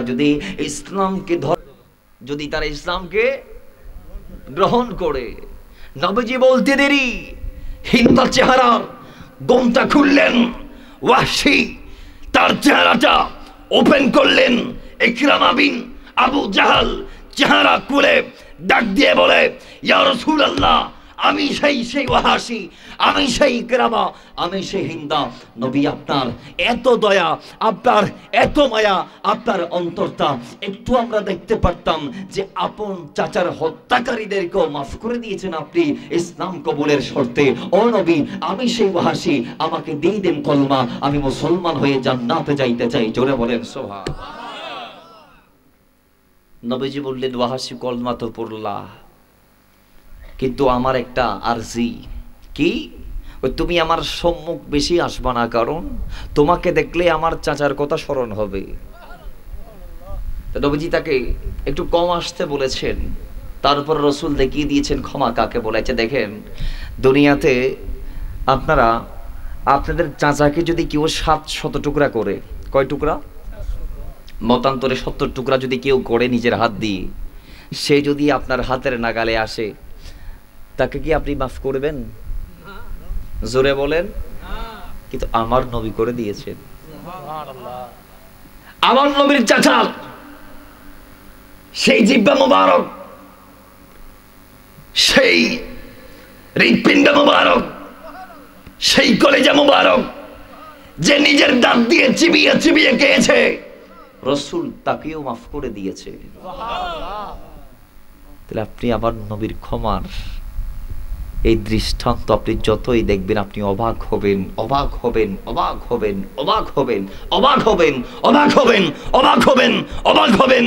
যেই মক্কার মানুষ রাসূলকে মারতে মারতে 13 বছর মেরেছে, সাহাবীদেরকে মেরেছে, ইভেন কি 13 বছরের মাথায় আল্লাহর নবীকে একেবারে শেষ করার নিয়ত করে তারা নবীজির ঘর ঘেরাও করেছে। নবীকে আপন ঘর থেকে বের হতে হয়েছে, যাদের জন্য রাসূল তাদেরকেও মাফ করে দিয়েছে মক্কা বিজয়ের পরে। আপনি কেন রাগ নিয়ে বসে আছেন? আপনি তো ওই নবীর উম্মত যিনি আপন চাচার হত্যাকারীকে মাফ করে দেয় এবং পৃথিবীর ইতিহাসে নজির গড়ে যে দুনিয়াতে যা কেউ পারে না তা আমার নবী পারে। সুবহানাল্লাহ পড়বেন না? আরো জোরে বলবেন না? আমার নবী পারে কি পারে না? তো জোরে বলি, পারে কি পারে না? বাবারা আমার, এই জন্যই মওলা আলী বলছেন, আমার নবী এমন ছিলেন, আল্লাহর নবীর সামনে যখন কেউ কথা শুরু করত, সেই যে হোক না কেন, তার কথা শেষ হওয়ার আগ পর্যন্ত রাসূল কথা বলতেন না। জোরে বলেন। আমাদের ভিতরে এই স্বভাবগুলো নাই। মানুষ কথা বললে আমরা কাউন্টার দেই। সে পক্ষে বললে ভালো, বিপক্ষে বললে প্রথম শব্দে আমরা কাউন্টার দিয়ে ফেলি। আপনি এটা ভুল বলেছেন, আপনার কথা শুদ্ধ হয় নাই, কথাটা আমরা শেষ করতে দেই না। রাসূল এটা করতো না। আল্লাহর নবী রাহমাতাল লিল আলামিনের কদমে যখন কেউ বলা শুরু করত, সে পক্ষের মানুষ হোক কিংবা বিপক্ষের মানুষ হোক, সে যখন বলতো, আল্লাহর হাবিব সাল্লাল্লাহু তাআলা আলাইহি ওয়াসাল্লাম দুশমন হলেও দুষ্ট হলেও তাকে বলার পূর্ণ সুযোগ দিতেন। জোরে বলেন। এটাই আদব, এটাই নিয়ম। কেউ আপনার সামনে কথা বলছে, তার কথা শেষ হতে দিতে হবে, তারপর আপনি বলতে পারবেন। এখন কেউ দানার বাড়ির কিস্সা কাহিনী শুরু করলে আমরা নানার বাড়িরটা শুরু করে দেই, কেউ মামার বাড়িরটা শুরু করলে আমরা চাচার বাড়িরটা শুরু করে দেই। তার মানে কে শুনে কার কথা, কার রাজ্যে কার বসবাস, এদিকে একজন একদিকে, ওদিকে আরেকজন আরেকদিকে, কার কথা কেউ শুনছেন না, এও বলছে ও বলছে। এখন দুইজন যদি বাজার একসাথে বলে, তাহলে কে কারটা শুনবে? কথা বলেন, ঠিক নেবে ঠিক? দুইজন যদি একসাথে বললে কে কারটা? এর জন্য নবীজির সুন্নাহ, নবীজির সিস্টেম হচ্ছে, কে কথা বললে চুপ থাকবেন, তার বলা শেষ হলে আপনি বলা শুরু করবেন। আল্লাহ বুঝার তৌফিক দান করুন। আরো জোরে বলেন। এইভাবে মওলা আলী বলতে বলতে বলতে বলতে বলতে বলতে বলতে এক পর্যায়ে বলেছেন, কয় তিনি মানুষ যখন হাসতো, রাসূল হাসতো, মানুষ যখন আশ্চর্য হতো, নবীজি আশ্চর্য হতো, এবং তিনি যখন বলতেন, তিনি আমাদেরকে বলেছেন, যখন তোমাদের কাছে কোনো কেউ প্রার্থনা করে চায়, সওয়াল তোমাদের কাছে যখন কেউ করে, কোন একটা কিছুর জন্য আবদার করে, তখন তোমরা তোমাদের সাধ্য মতো তাকে যা চাচ্ছে তা দিয়ে দাও। জোরে বলেন সুবহানাল্লাহ। এই নবীজির চরিত্রগুলো সম্পর্কে মওলা আলী বলেছেন। ইমাম তিরমিজি শরীফের মধ্যে হাদিসগুলা কোট করেছেন, লম্বা হাদিস, একেবারে লম্বা হাদিস। এতক্ষণ যে হাদিস কেন বললাম, তাহলে এবার আসুন এই মদিনাওয়ালার নবীর জীবন আপনি সব পাবেন। আপনার পারিবারিক জীবন, আপনার রাষ্ট্রীয় জীবন, আপনার ব্যক্তিগত জীবন, আপনার রাজনৈতিক জীবন, আপনার ধর্মীয় জীবন আপনি কেমনে চালাবেন, কেমনে গোজার করবেন, সব আল্লাহ আমার নবীর জীবনীতে দিয়ে দিয়েছেন। আমার নবী পরিবারে ছিলেন, আমার নবী সমাজে ছিলেন, আমার নবী রাষ্ট্রে ছিলেন, আমার নবী রাজনীতিতেও ছিলেন। এখন একদল মনে করে হুজুররা রাজনীতির ওয়াজ করে কেন? হুজুররাই তো রাজনীতির ওয়াজ করবে, কারণ রাজনীতি তো হুজুরদের মানাই। কথা ঠিক দেবে ঠিক? ইসলামী প্রজাতন্ত্রের, ইসলামী সালতানাতের প্রধান যে রাজা, তিনিই তো মানুষদের দায়িত্ব নিবে। এখন আমাদের দেশের অনেক বদমাইশ ভালো মানুষ সাজার জন্যে, ভালো মানুষ সাজার জন্য, মানুষের ওই সিম্পিতি পাওয়ার জন্যে সাময়িকভাবে মানুষের পাশে দাঁড়িয়ে মোটামুটি বুটটুট নিয়ে নির্বাচনের পরে তাদের আর দেখাও পাওয়া যায়। পাওয়া যায় না। আপনাদের রাস্তাঘাটগুলা কি এরকম থাকতো? আমাদের ফিরতো আর ব্যথা হতো না। কথা ঠিক নেবে ঠিক? আমার ভাই নাসির সাহেব, আমার পাইলট, তিনি আমাকে যিনি আনতে গেছে, ইনি কই? আল্লাহর ওলিয়ে কই? ওই তো কর্নারে আছে। এর নাম কিতা? আকরাম রে জিগাইতেছে আমার নাসির ভাই, এই এলাকায় কি কোনো প্রতিনিধি নাই? নাউজুবিল্লাহ পড়বেন না? তার মানে আপনাদের এমপি গুলা মারা যাওয়ার মতো অবস্থা, এরা মারা গেছে। কথা ঠিক নেই? কথা ঠিক নেই? আমরা তাদেরকে কেন বানাইছি? আমাদের নেতা যারা আমাদের চাল ডালের টাকা মেরে দিয়ে চলে যায়। কথা ঠিক নেবে ঠিক? যারা রাস্তার ইটের পয়সা খেয়ে ফেলে, অথচ প্রত্যেকটা ড্রাইভার ১৫ বছরের জন্য রাস্তার কর দিয়ে তারপর সে ড্রাইভিং করছে রাস্তায়। কথা ঠিক নেবে ঠিক? আমি কি এমনি এমনি চলতেছি রাস্তায়? না, আমি টাকা দিয়ে চলতেছি। তা আমার রাস্তাটা ভাঙ্গা কেন? ঢাকাতে যারা আছে এরা কি আমাদের চেয়ে কর বেশি দেয়? এরা কি মাধবপুরবাসীর চেয়ে কর বেশি দেয়? ঢাকার বাসিন্দারা কি আপনাদের চেয়ে টাকা বেশি দেয়? সবাই সমান দিচ্ছেন, খাজনার বেলায় সব সমান, কিন্তু রাস্তা ঢাকারটা পাকায় এটা। তাহলে আমরা বোঝা গিয়েছে আমরা সুরদেরকে প্রতিনিধি বানিয়েছি। কথা ঠিক কি না? কথা ঠিক কি না? তো এদের ভিতর যদি নবীর আদর্শ থাকতো, আমার নবীও মদিনা প্রজাতন্ত্রের রাষ্ট্রের প্রধান ছিলেন। আল্লাহর নবী মদিনাকে দীর্ঘ 10 বছর চালিয়েছেন। মদিনার মধ্যে এমন অবস্থা হয়েছে যে কাফের ইহুদি নাসারাদের ঘর পর্যন্ত রাসূল সুরক্ষিত রেখেছেন। কথা বলেন ঠিক নেবে ঠিক? কিন্তু আজকে আমরা নিজেদের ঘরের মধ্যে নিরাপদ না। দরজা খোলা রাখি ঘুমাইলে আমাদের বাইরে আসি সব নিয়ে যাচ্ছেন। এই দেশে যারা চুরি বাটপারি সিটারি সামারি ডাকাতি করতেছে এরা আমাদের ভাই। কথা ঠিক কিনা? তা এদের ভিতর যদি ইসলামী মূল্যবোধ থাকতো, নবীর আদর্শ থাকতো, এরা কি কখনো মানুষের ঘরে গিয়ে হামলা করতে পারতো? মানুষের সম্পদ চুরি করতে পারতো? আচ্ছা বলুন, চুরি করা হালাল না হারাম? মানুষের সম্পদ মেরে দেয়া হালাল নাকি হারাম? অবৈধভাবে মানুষের একটা সিগনেচারকে নকল করে কলমের কোচা মেরে রাষ্ট্রের কোটি কোটি টাকা আত্মসাৎ করা হালাল নাকি হারাম? চাল ডাল গমের টাকা, ইতিমের হকের টাকা মেরে দিয়ে, রাস্তার টাকা মেরে দিয়ে খাওয়া, এটা কি জায়েজ না না জায়েজ? প্রজার হক প্রজাকে বোঝাই না দিয়ে নিজের ঘরের ভিতর কুক্ষিগত করে রাখা, এটা কি হালাল না হারাম? জোরে জোরে হালাল না হারাম? তাহলে এগুলা হালাল হারামের জ্ঞান না রাখার কারণে আমাদের প্রতিনিধিগুলো আজকে ইসলাম থেকে অনেক দূরে সরে গিয়েছেন। কথা বলেন ঠিক নেবে ঠিক?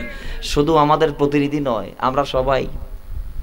আমরা এখন দায়িত্ব আপনার দিলে আপনিও সেম অবস্থা করবেন, আমার দিলে আমিও। হ্যাঁ, যদি আমার ভিতর ইসলামী মূল্যবোধ থাকে। ইসলাম জানা এক কথা, মানার এক কথা। ইসলাম সবাই জানে, কিন্তু মানার বেলায় 0%। তো মানার মতো ব্যক্তি যদি হতে পারে, মানার মতো ব্যক্তি যদি হয়, তাহলে সে অবশ্যই মানবে। এখন মানবে কে? মানবে কে? মানবে কে? কি কামিল মাদ্রাসার মুফতি মুহাদ্দিস মানবে, নাকি একজন আওয়াম মানবে? তখন উত্তর আসবে, এত কিছু বুঝি না। লাকাদ কানা লাকুম ফি রাসূলিল্লাহি উসওয়াতুন হাসানা। যার আমার নবীকে ভালো লাগে সেই ইসলামকে মানবে, কারণ আল্লাহ মানতে বলেছেন আমার নবীর জীবনীকে।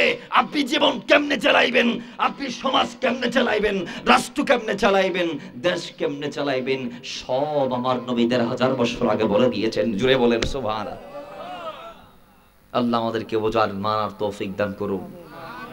দ্বিতীয় যেই বিষয় সালাত, সময় শর্ট করে বলি, একজন বেদিন যখন দিনদার হয়, কাফের যখন মুসলমান হয়, সে যদি বালেগ হয়, সে যদি প্রাপ্তবয়স্ক হয়, সে পবিত্র হলে তার উপর সঙ্গে সঙ্গে নামাজ ফরজ। জোরে বলেন।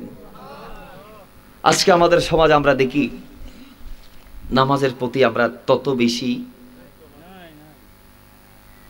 তো মুসলমানদের সমাজ আর কাফেরদের সমাজের যে পার্থক্য সেটা হচ্ছে এই নামাজেই। নবীজি বলছেন বাইনাল আবদি ওয়া বাইনাল কুফরি তারকুস সালাহ। আবেদ এবং কাফের এদের মাঝে পার্থক্য নামাজ, এদের মাঝে পার্থক্য। আপনি দেখেন না বিধর্মীরা কি নামাজ পড়ে? আমরা বলেন আমরা ফরি, এটা মুখ দিয়ে বাইরে ওই আকারে জোরে বলেন আমরা। আপনারা পড়েন না? পিছনের ভাই এরা তো গল্প করতেছে, মনে এরা অন্য জগতে আছে বর্তমানে। আল্লাহ এদেরকে উপর থেকে নিশ্চয় আমার তৌফিক দান করুক, নামতে নামতে মাহফিল পর্যন্ত আসার তৌফিক দান করুক, আর আমাদের কথাগুলোর উত্তর দেওয়ার তৌফিক দান করুক। তো মুহাব্বতে দরুদ পড়ি, আল্লাহুম্মা সাল্লি कि वो जिसके लिए महफिल कौदैन सजी है, फिरदौस से बरी जिसके वसीले से बनी है, वो हाशिमी वो हाशिमी माखी मदनी ओली अरबी है, वो मेरा नबी मेरा नबी मेरा नबी है, वो मेरा नबी मेरा नबी मेरा नबी है, वो मेरा नबी है, वो मेरा नबी है, वो मेरा नबी है, वो मेरा नबी है, वो ज़ात के जो मज़हर लौला कलमा है, जो साहिब रफ़ शब मेराज हुआ है, असरानी इमामत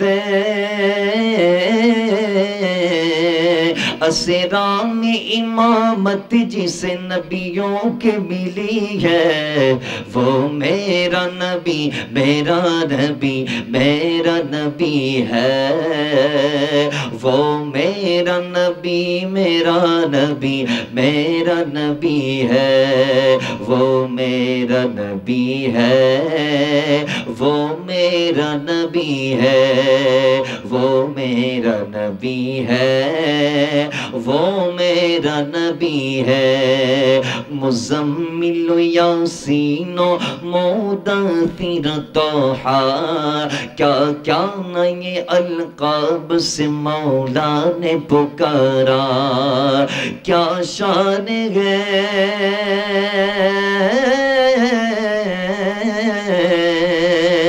अरे क्या शान है उसकी है जो उम्मी लकबी है, वो मेरा नबी मेरा नबी मेरा नबी है, वो मेरा नबी मेरा नबी मेरा नबी है, वो मेरा नबी है, वो मेरा नबी है। अल्लाहुम्मा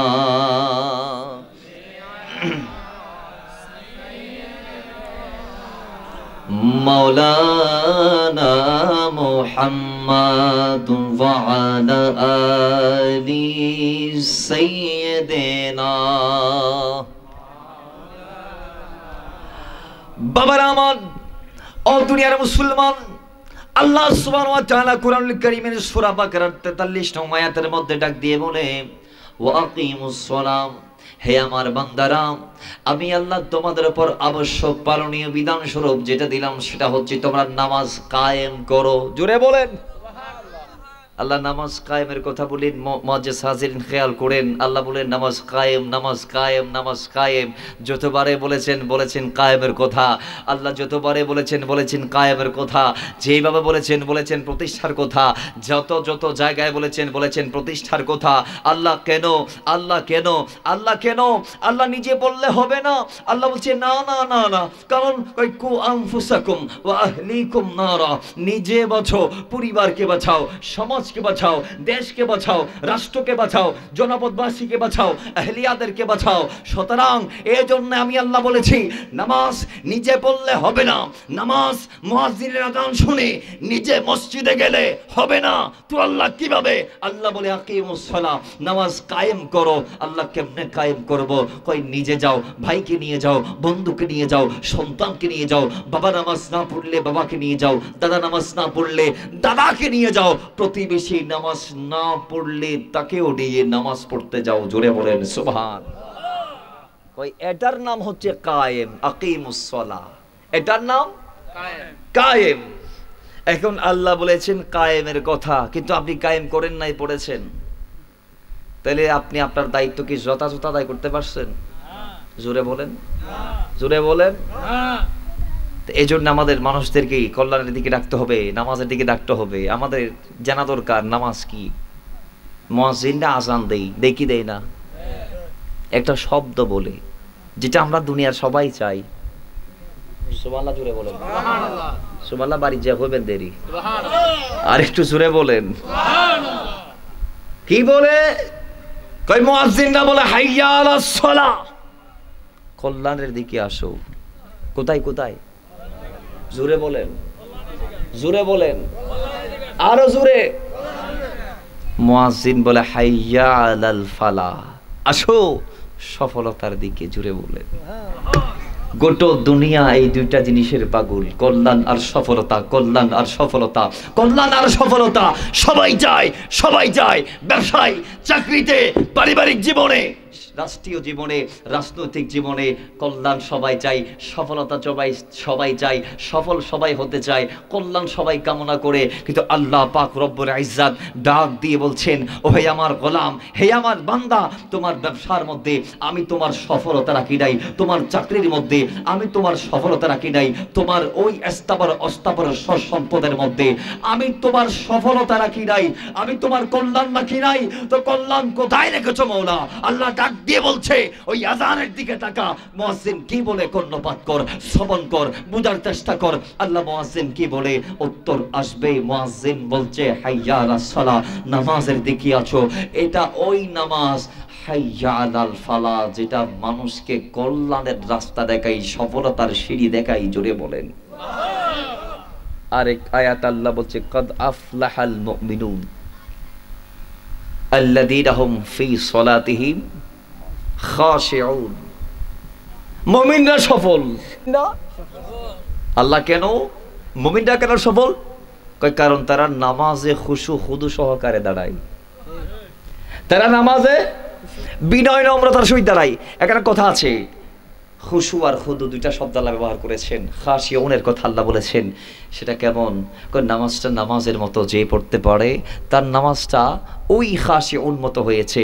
আপনি যদি নামাজে দাঁড়াইয়া সাইড দোকানের হিসাব করেন, আপনি যদি নামাজে দাঁড়াইয়া বাড়ির মধ্যে যে মাছ মাংস তরকারি রান্না করার জন্য দিয়ে এসেছেন সেটার চিন্তা করেন, আপনি যদি নামাজে দাঁড়িয়ে ব্যবসার সফলতার চিন্তা করেন, আপনি যদি নামাজে দাঁড়িয়ে দুনিয়ার যেই আল্লাহর সৃষ্টি আছে সেগুলোর দিকে যদি আপনি মনোনিবেশ করেন, তাহলে ওটা আপনার নামাজ হয় নাই, এটা আপনার নিছক একটি ধোঁকা।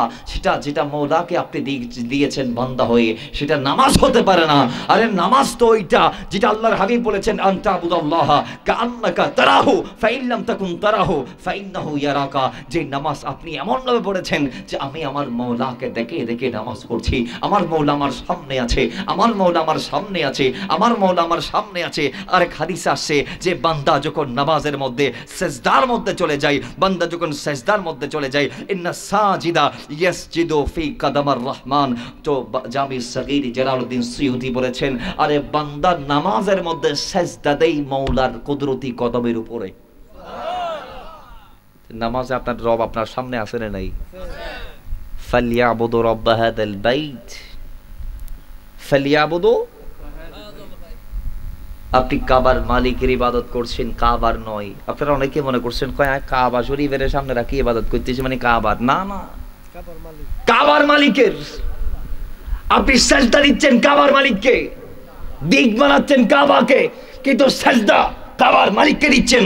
আপনি রুকু করছেন কাবার মালিকের জন্য, আপনার সেজদা কাবার মালিকের জন্য, আপনার রুকু কাবার মালিকের জন্য, আপনার কিয়াম কাবার মালিকের জন্য, আপনার সেজদা কাবার মালিকের জন্য, আপনার বসা কাবার মালিকের জন্য, আপনার পুরো নামাজ কাবার মালিকের জন্য। কই তিনি ওই রব যিনি ফালিয়াবুদু রাব্ব হাযাল বাইতিল্লাযী আতামাহুম মিন জুই ওয়া আমানাহুম মিন খাউফ, যিনি আমাদের খালি পেটে ভরাই দেই, আর যিনি আমাদের কোদার তাড়না দূর করে দেই, যিনি আমাদের ক্ষুধার্ত অবস্থায় খাদ্য দেই, যিনি আমাদেরকে আহারের ব্যবস্থা করে দেই, এবং আমরা যখন ভীত সন্ত্রস্ত থাকি তখন তিনি আমাদের ভয় দূর করে দেই। জুড়ে বলুন আমরা ডাকি তাকে, আমরা ডাকি, জোরে বলুন আমরা ডাকি, আরো জোরে আমরা ডাকি। একটু চমৎকার কিছু হাদিস যদি আমি বলি আপনাদেরকে, আমরা ইনশাআল্লাহ আর 15 মিনিটের ভিতর শেষ করব। এখন 12:45, ঠিক একটাই কমিটি কর্তৃক নির্দিষ্ট টাইম, ঠিক একটা। বলেন না এখানে আঙ্গুল কয়টা? আর 15 মিনিট নামাজের ব্যাপার আলোচনা চলবে ইনশাআল্লাহ, খেয়াল করেন। হযরতে ইমামে মুসলিম রাদিয়াল্লাহু তাআলা তিনি হাদিসটা কোট করেছেন যে আমরা নামাজটাকে কেন পাঠ করব, কায়েম করব, আদা করব, রমজান মাসে রোজা কেন রাখবো, জুমা কেন আদা করব। ইমাম মুসলিম বলছেন আস-সালাতুল খামস ওয়াল জুমআতু ইলাল জুমআ ওয়া রমাদান ইলা রমাদান মুকাফফারাতুল লিমা বাইনাহুন্না মাজতুনিবাতিল কাবায়ের।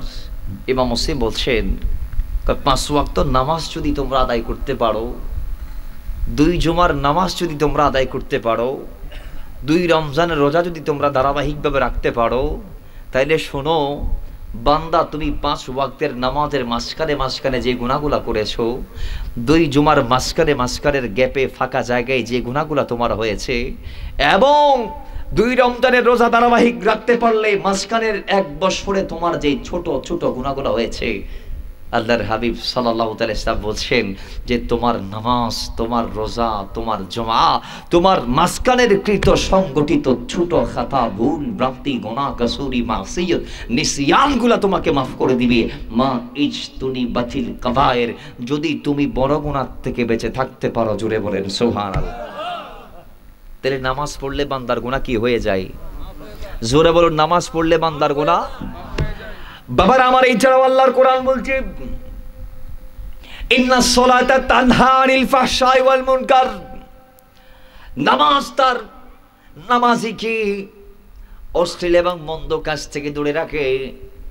আপনি দেখবেন কোন নামাজি বান্দা অন্যায় করতে পারে না।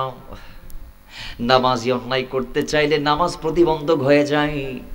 ফজর নামাজ পড়ে আপনি গুনাহ করার নিয়ত করবেন, নামাজ আপনাকে বাধা দিবে, বলবেন আব্দুল্লাহ ফজরটা আদায় করলাম, জোহরের টাইম করিব হচ্ছে, তুমি অন্যায় করতে পারো না, নফসের উপর জুলুম করতে পারো না। আরে তোমার রব তো তোমার এই কাজের সম্মতি দান করে নাই, এটার অনুমতি দেই নাই। এ বান্দা, তুমি তোমার রবের অনুমতির বিরুদ্ধে, ইচ্ছার বিরুদ্ধে, তোমার রবের কওলের বিরুদ্ধে, নির্দেশের বিরুদ্ধে যাইতে পারো না, কারণ তোমার বড় পরিচয় তুমি ওই মহান মালিক রবের গোলাম। সুতরাং রবের গোলাম হিসেবে রব যা বলেছে তোমার দায়িত্ব হচ্ছে তা করা। সুতরাং বোঝা গেল ইন্নাস সালাতা তানহা আনিল ফাহশাই ওয়াল মুনকার, কই নামাজি বান্দাকে তার নামাজ গুনাহ থেকে, অন্যায় থেকে হেফাজত করে। জুড়ে বলেন সুবহানাল্লাহ। নামাজি ব্যক্তি অন্যায় করতে পারে, আর যে নামাজ পড়ি অন্যায় করে সে নামাজি নয়। সে বলেন না সে, কারণ তার নামাজ হয় নাই, সে উযু করেছে, উযুর মতো করে উযু করতে পারে নাই। আপনারা কেমনে নামাজের আগের ওযুকে অবহেলা করেন, আমরা কেমনে নামাজকে আমরা অবহেলা করি। আপনি যদি ভাবেন যে এই মুহূর্তে যদি আজরাইল এসে আপনারা কয়, এ আব্দুল্লাহ, কালকের ফজরের নামাজ তোমার জীবনের শেষ নামাজ হবে, কালকের ফজরের নামাজ, অথবা আপনি ওযু করতে বসলেন, আজরাইল এসে আপনার কানে কানে বলল, হে আব্দুল্লাহ, আজকের ওযু তোমার শেষ ওযু, তখন আপনার ওযুটা কেমন হবে? আপনি এদিকে ওযু করবেন আর চোখের পানিগুলা ফেলবেন, প্রত্যেকটা অর্গান ধৌত করবেন আর রবের কাছে ফরিয়াদ করে করে জীবনের গুনাহগুলো মাফ চাইবেন। সাপোজ আপনি নামাজে দাঁড়াইলেন, আজরাইল হাজির হয়ে বলে মৃত্যুর জন্য প্রস্তুতি নাও, আমি এসে গেছি। তখন আপনার নামাজটা কেমন নামাজ হবে? এবার বলুন, আমাদের ফজরের কি কোনো গ্যারান্টি আছে? আমাদের জোহরের কি কোনো গ্যারান্টি আছে? আমাদের আসর মাগরিব ইশার কি কোনো গ্যারান্টি আছে? আগামীকালকের ফজর আমি সাখাওয়াত রেজা পাবো, এটার কি কোনো নিশ্চয়তা আছে? তা আপনি আপনার জীবনের প্রত্যেকটা ওযুকে লাইফের শেষ ওযু মনে করেন।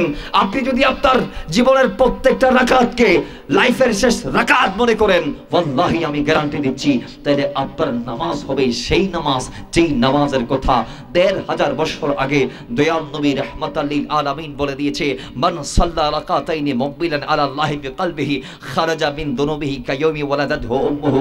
কই যেই ব্যক্তি দুইটা রাকাত আল্লাহর জন্য আদা করতে পারবে, আল্লাহ তার জীবনের সমস্ত গুনাহ মাফ করে দিবে। আপনার নামাজ হবে সেই নামাজ যেই নামাজের ব্যাপারে দয়াল নবীজি বলছেন, ইন্নাল আবদা ইযা কামা ইলা সলাহ ওয়া ক্বালা আল্লাহু আকবার খারাজা মিন দুনুবিহি কায়াউমি ওয়ালাদাতহু উম্মুহু। এটা আল্লামা সুলাইমান আল হাসানের কিতাবের মধ্যে আসছে। কয় বান্দা নামাজে দাঁড়িয়ে আল্লাহু আকবার বলে হাত উঠাই, নামার আগে আগে বান্দার গুনাহ মাফ হয়ে যায়। নামাজ এত বড় আমল, যে বান্দা নামাজে দাঁড়িয়ে আল্লাহু আকবার বলে হাত উঠাই, হাত নামার আগে আগে আল্লাহ বান্দারে মাফ করে দেয়। কেমন মাফ জানার দরকার আছে না নাই? কই ওই মায়ের পেট থেকে আসার সময় যেভাবে মাসুম ছিলেন সেইভাবে গুনাহমুক্ত আল্লাহ আপনাকে করে দিবে। সিহাহ সিত্তার আরেকটি বর্ণনা বুখারীতে আসছে, মুসলিমে আসছে, মিশকাতুল মাসাবির মধ্যে আসছে 57 পৃষ্ঠায়। নবীজি বলছেন, আরাআইতুম লাউ আন্না নাহরান বিবাবি আহাদিকুম ইয়াক্তাসিলু মিনহু কুল্লা ইয়াউমিন 5 মাররা হাল ইয়াবকা মিন দারানিহি শাইউন। বাবারা আমার, আল্লাহর হাবিব সাল্লাল্লাহু আলাইহি ওয়াসাল্লাম বললেন, সাহাবারা আমারে জবাব দাও, তোমাদের কারো বাসার সামনে যদি একটি নদী থাকে, ওই নদীতে যদি তোমরা দৈনিক 5 বার গোসল করো, তাহলে তোমাদের গায়ে কি কোনো ময়লা থাকবে নি? জোরে বলেন, মহাব্বতে বলেন। আমাদের পাশে একটা খাল দেখলাম, নদী দেখলাম, ওদিকে মাধবপুরও একটা নদী, একেবারে মাধবপুর টাউনের ঢোকার আগে আগে পড়েছে। এইভাবে চারপাশে অসংখ্য নদী আসে না নাই? নবীজি সাল্লাল্লাহু আলাইহি ওয়াসাল্লাম সাহাবীদেরকে বললেন, এই আমার সাহাবীরা, তোমাদের কারো বাসার সামনে যদি একটি নদী থাকে, ওই নদীতে যদি তোমাদের কেউ 5 বার গোসল করে, তাহলে তোমাদের গায়ে ময়লা থাকবে নাকি? উত্তর এসেছে, ইয়া রাসূলুল্লাহ, ও মদিনাওয়ালা নবী, না থাকবে না। কারণ আরে ভাই, আমরা যারা মুসলমান দৈনন্দিন একবার করে আমরা গোসল করলে আমাদের শরীরে কোনো ময়লা থাকে না। তাহলে এবার বলুন, যে দৈনিক 5 বার গোসল করবে, নাপাকি ময়লা নাজাসত তো দূরের কথা, এর গায়ের মধ্যে একটা ময়লার ছিটে ফোঁটাও পড়ার সম্ভাবনা নাই। জোরে বলেন। তো সাহাবীরা ডাক দিয়ে বলে, কালু ইয়া রাসূলুল্লাহ লা ইয়াবকা মিন দারানিহি শাইউন। নবীজি থাকার প্রশ্ন আসে না, তার শরীরের মধ্যে ময়লা থাকবে না। নবীজি বলছেন, ক্বালা ফাযালিকা মিসলু সালাওয়াতিল খামস, ক্বালা ফাযালিকা মাসালু সালাওয়াতিল খামসি ইয়ামহুল্লাহু বিহিন্নাল খাতায়া। কয়, ও আমার গোলামরা, ও আমার সাহাবারা, শুনে নাও, শুনে নাও, যদি তোমাদের কেউ এইভাবে 5 বার নামাজ পড়তে পারে দৈনন্দিন, তাহলে আমি রাসূল গ্যারান্টি দিচ্ছি, দৈনিক 5 বার গোসল করলে যেমনে বান্দার শরীরে কোনো ময়লা থাকে না, আমার বান্দারা 5 ওয়াক্তে 5 বার নামাজ পড়লে বান্দার জীবনে কোনো গুনাহ থাকবে না। জোরে বলেন সুবহানাল্লাহ। বান্দা 5 বার নামাজ পড়লো, বান্দার জীবনে কোনো গুনাহ থাকবে না। এটা বুখারী মুসলিমের হাদিস। না মানার ক্ষমতা দুনিয়ার কোনো বাপের নাই। সুবহানাল্লাহ পড়বেন না?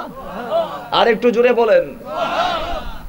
তানবিহুল গাফিলিন থেকে আমরা আরেকটি, আর নুজহাতুল মাজালিস থেকে আমরা আরেকটি হাদিস বলতে পারি। এটা প্রথম খণ্ডের 90 নং পৃষ্ঠার মধ্যে আসছে। ঈসা রূহুল্লাহ, ঈসা আল্লাহর কাছে ফরিয়াদ করে, আল্লাহ ও মওলা, আমি তোমার নিদর্শন দেখতে চাই। কি? জোরে বলেন, কি? আল্লাহ বলে, ঠিক আছে, নদীর পাড়ে যাও। পাঠাইলেন কোথায়? নদীর পাড়ে যাওয়ার পর তিনি দেখছেন যে একটা পাখি নদীর ধারে বসি নিজের পাকনা দিয়ে মাটি তাদি কাদা টাদা শরীরের মধ্যে মাখি দৌড় মেরে সে নদীর মাঝখানে গিয়ে ডুব মেরে আবার পাক সাফ হয়ে পবিত্র হয়ে আবার উঠে আবার নদীর পাড়ে এসে কাদা মাটিগুলা নিজের শরীরে মালিশ করে আবার তিনি গেলেন নদীর ভিতরে, আবার ডুব মেরে তিনি পাক সাফ হলেন, আবার এসে কাদা মাখলেন, আবার গিয়ে গোসল করলেন, আবার এসে কাদা মাখলেন, আবার এইভাবে তিনি পাক হলেন। টানা 5 বার যখন ঈসা রুহুল্লাহ দেখতে পাইলেন তখন তিনি এটার মর্ম উদ্ঘাটন করতে না পেরে তিনি ফরিয়াদ করতে লাগলেন, ও আরশের মালিক আল্লাহ, আমার বোঝার সাধ্য নাই, আমারে বোঝাই দাও আল্লাহ, আমি জানতে চাই কেন এমন হচ্ছে, পাখিটা কেন এমনটা করছে। তখন আল্লাহ পাক রব্বুল ইজ্জত এই রহস্যকে উদ্ঘাটন করার জন্য খোদ সাইয়্যিদুল মালায়েকা জিবরাইল আলাইহিস সালাতু ওয়াস সালামকে পাঠিয়ে দিলেন এবং জানিয়ে দিলেন যে হে ঈসা রুহুল্লাহ, এটা হচ্ছে ওই নবীর উম্মতের নামাজের উদাহরণ, যেই নবী রাহমাতাল লিল আলামিনের গোলাম হয়ে তুমি ঈসাকে কিয়ামতের আগে আমি আল্লাহ আসমান থেকে সিঁড়ির মাধ্যমে বাইতুল মাকদাসে প্রেরণ করব এবং তুমি যার গোলাম হয়ে যাবা। এটা হচ্ছে ওই নবী রাহমাতাল লিল আলামিনের উম্মতের নামাজের শিক্ষা, নামাজের উদাহরণ। ওই নবীর উম্মতেরা, তোমার ভাইয়েরা, সেই নবীর উম্মতেরা দুনিয়াতে তারা গুনাহ করবে, অন্যায় করবে, নফসের উপর জুলুম করবে, নিসিয়ান করবে, মাসিয়াত করবে, খাতা করবে, ভুল করবে, ভ্রান্তি করবে, অন্যায় করবে। তারা গুনাহ করার পরে নিজেদের ভুল নিজেরা বুঝতে পেরে এবার তারা মুসল্লা বিছিয়ে, যেই নামাজ বিছিয়ে রবের দরবারে ফরিয়াদ করবে, রব্বি তোমার নবী বলেছে গুনাহ করার পরপরই নামাজের মাধ্যমে রবের দরবারে মাপ চাইতে, তওবার মাধ্যমে রবের দরবারে মাপ চাইতে, ফরিয়াদ করতে। আল্লাহ আমরা ফরিয়াদ করছি, আমাদেরকে মাফ করে দাও। কই তখন আমার আল্লাহ তাদেরকে মাফ করে দিবে, জোরে বলেন সুবহানাল্লাহ। এটা হচ্ছে ওই নবীর নামাজের শিক্ষা, এটা হচ্ছে ওই নবীর উম্মতের নামাজ উদাহরণ। যে উম্মতরা গুনাহ করবে নামাজও পড়বে, আর তাদের নামাজের সাদাকাই তাদেরকে আল্লাহ গুনাহমুক্ত করে দিবে। তা আল্লাহ আমাদেরকে নামাজের মাধ্যমে গুনাহমুক্ত করবে বিদায় কি আমরা সারা জীবন গুনাহ করব? জোরে বলেন, জোরে বলেন। লসে লাভে ভাই, লাভে গুনারিয়ে ভাই, তাই বলে কি আপনি সারা জীবন ব্যবসার মধ্যে লস খাইবেন? লাভবান হইতে আমাদের মন চাই কি